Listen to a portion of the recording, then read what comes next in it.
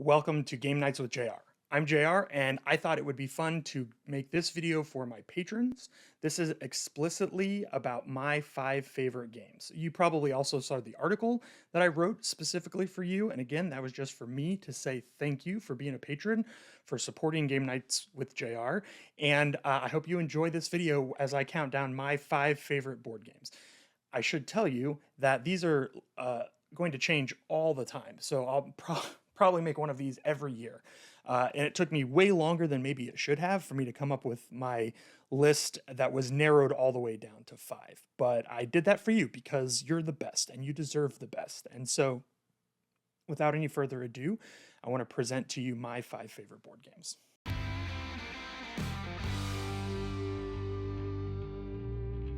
Okay, first up is Cat in the Box. This is a game that is especially great if you know how to play spades or any other trick-taking card games. It's based on Schrodinger's cat, which is a physics thought experiment where Schrodinger tried to help us understand what it means for an element to have a half-life and for us to understand quantum uncertainty.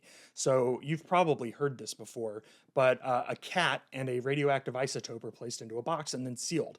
The isotope has a 50-50 chance of decaying, exactly 50-50. If it decays and the radiation leaks out, the cat dies. If it doesn't decay, then the cat's fine. And he says that until the box is opened, the cat and the mineral exists in a state of quantum indeterminance, which means we can't know whether the cat is alive or dead, or even that it is both alive and dead. Now, what does any of that have to do with a card game? Well, in Cat in a Box, you have a typical deck of cards. It's cards that are 1 through 9, but in Cat in a Box, none of them has a suit. They're all just black cards with white text on them, because while they're in your hand, they exist in a state of quantum indeterminance. They are all suits and they are no suit. Until that is, you play them.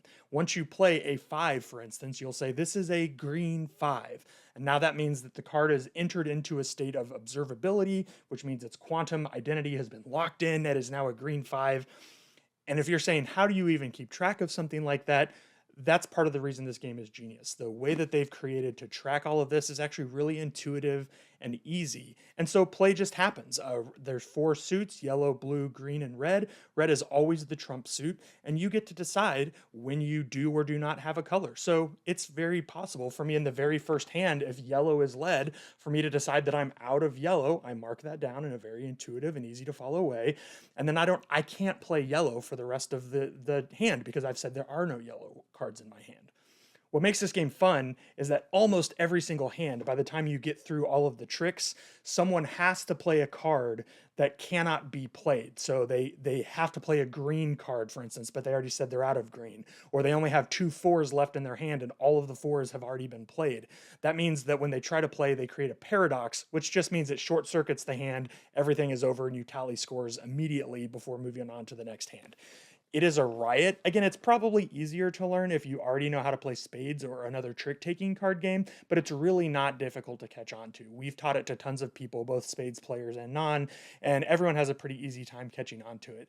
It's a weird, fun game. It's got a clever design. It's got quirky, fun art. It's got really good components. It's just got everything I like in a game, and it's pretty short. So Cat in the Box is my number 5.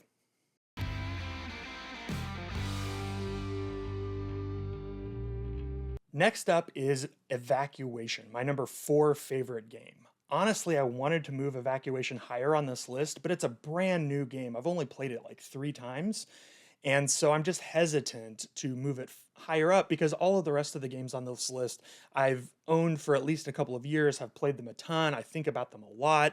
But yeah, Evacuation is by far the newest addition to this list. It is an engine builder game, and typically in engine builder games, you start out not being able to do very much because you don't have an engine. You have to build it. So you have to play cards or collect pieces and put them together so that, by your 5th turn or your 7th turn or your 15th turn, you make one movement and then it activates your engine. You get to do all of these other things. What makes Evacuation fun is you are evacuating a planet that has run out of resources and you're relocating to another planet. So you actually start with a full engine and you have to break that engine down, dismantle your factories, and make sure you have enough food and people, load them onto spaceships that you have to build, by the way, and then migrate everything over to a new planet where you're building a new engine. So, unlike a normal engine builder game where you start down here with no power and you end the game with a lot of power, this one you start with a lot of power. In the middle of the game, you can't do very much. And then by the end, you can do a lot again. Evacuation is one of those games that when you first set it up and start trying to learn the rules, it feels a little bit overwhelming, but it actually is so well designed and the iconography is so clear that after just a couple of rounds of play, you kind of get into a rhythm of the game and really the true genius of the game gets unlocked. It is just a ton of fun to play. And I'm also a giant space nerd, so that helps too. Will this move higher up my list? I think so, but I guess we'll have to wait for future top 5 videos to see. For now, Evacuation is my number 4 favorite game.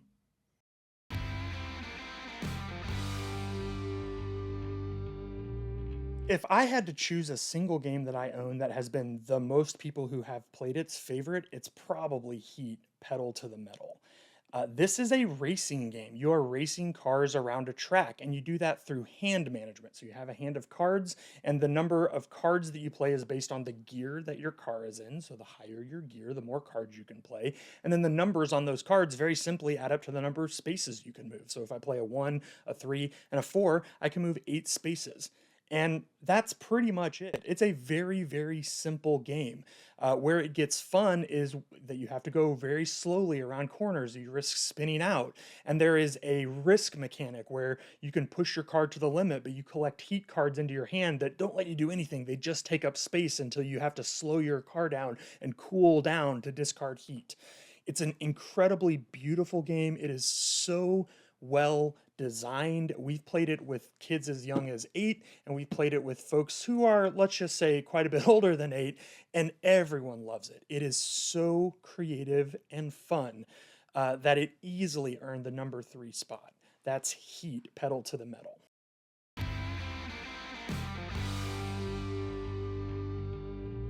In the number 2 spot is Hellboy, the board game.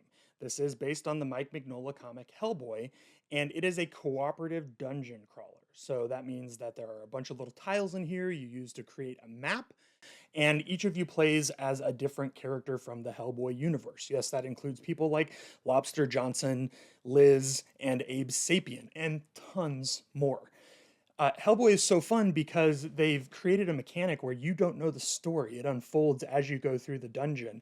And they've come up with some really, really clever level designs that make this a genuine delight to discover together. You don't even know what your boss monster is before you're fighting. And because it's cooperative, it makes it so that even people who aren't hardcore board gamers can approach something that otherwise would be a little bit intimidating. I love Hellboy. It's fun to play anytime we get a chance to, and that's why it's my number 2.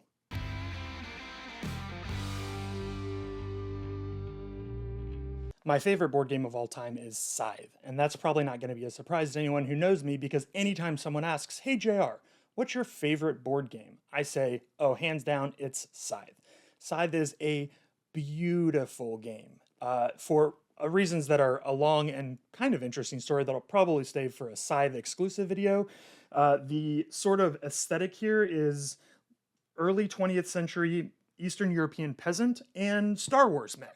So everyone gets to control their own little army of mechs, and this is an exploration game where you're trying to explore, find resources, extract them, and conquer territory, and even fight. Yeah, you can fight with giant mechs. What's not to love? What's great about Scythe is how beautiful the art is, how great the components are, which it's a game from Stonemaier Games, and everything they do is beautiful and super well designed, so that's no surprise. But it's got some expansions that can play up to 7. It's got airships, which I don't even have yet because I've just had so much fun playing the more base model game. And yeah, it's really a thoughtful game. There's tons of paths to victory. It's one of the many games that I rarely win, but I don't even care because I'm having so much fun exploring the world of Scythe.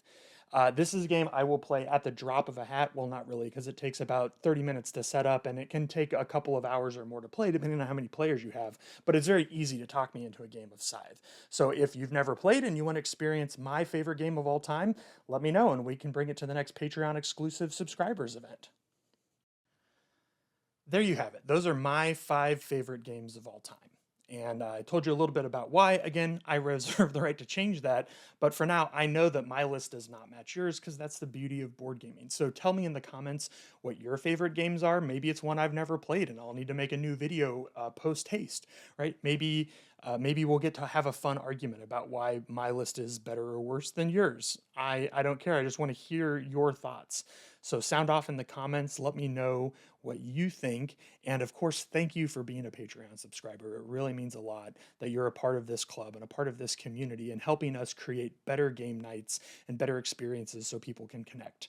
I look forward to seeing you at the next one. Until then, this has been my 5 favorite games.